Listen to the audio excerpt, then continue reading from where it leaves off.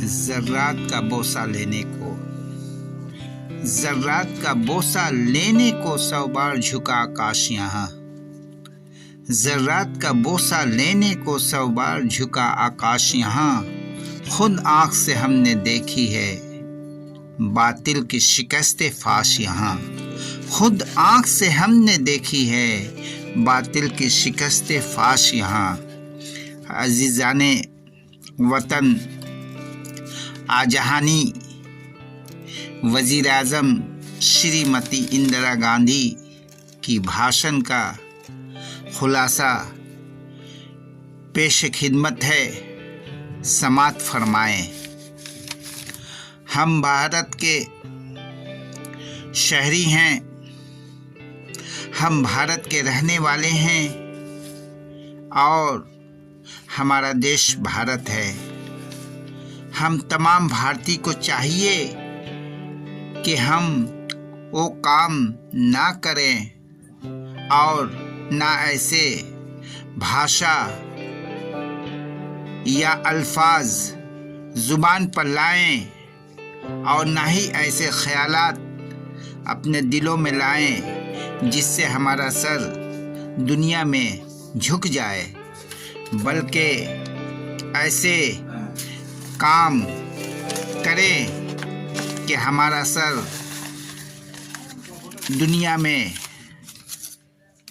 बुलंद व बाला रहे, हमारा सर फ़ख्र से ऊंचा रहे।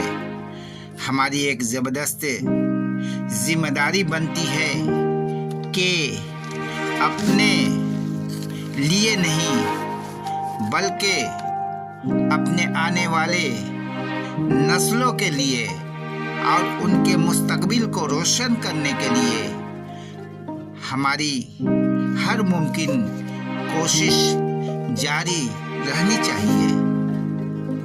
हमारा देश कोई 5, 10, 100 बरसों का रहने वाला जगह नहीं है, बल्कि ये हजारों सालों से रहा है और हजारों सालों तक रहेगा।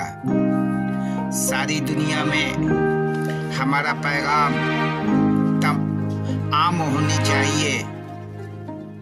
हमारा एक ही नारा पैगाम मोहब्बत है, जहाँ तक पहुँचे।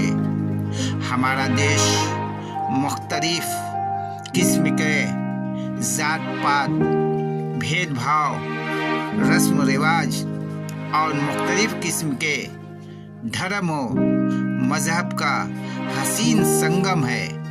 हमारे ख़यालात व तसव्वुरात एक दूसरे से मुख्तलिफ होने के बावजूद हमारे अंदर अपने देश के लिए एक इत्तेहाद कायम है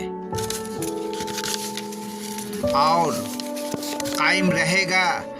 हम अपने देश के नाम पर एक हैं और एक रहेंगे और ये बात रोज रोशन की तरह आया है कि हमारे देश में अपने मुल्क के लिए, अपने वतन के लिए जान तक कुर्बान करने के जज्बात लोगों के दिलों में कूट कूट कर भरे हुए हैं।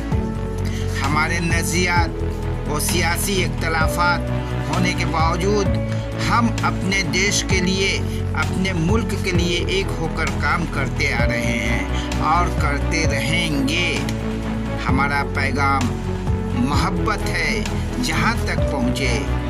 अल्लामा इकबाल का एक शेर कहना मुनासिब समझता हूँ कि ना समझोगे तो मिट जाओगे ऐ हिंदुस्तान वालों। ना समझोगे तो मिट जाओगे ऐ हिंदुस्तान वालों। तुम्हारी दास्तां तक ना होगी दास्तानों में, तुम्हारी दास्तां तक ना होगी दास्तानों में। जय हिंद।